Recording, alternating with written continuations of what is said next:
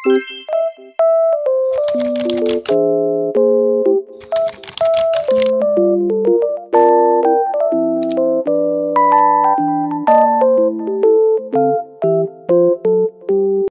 an HTML web page is straightforward.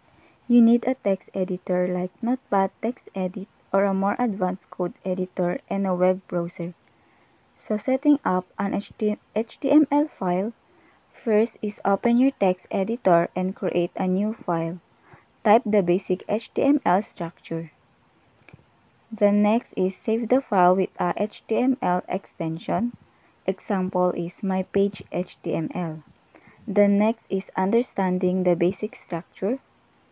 The next is adding content. You can add more elements inside the tags to build your web page. So next is viewing your web page.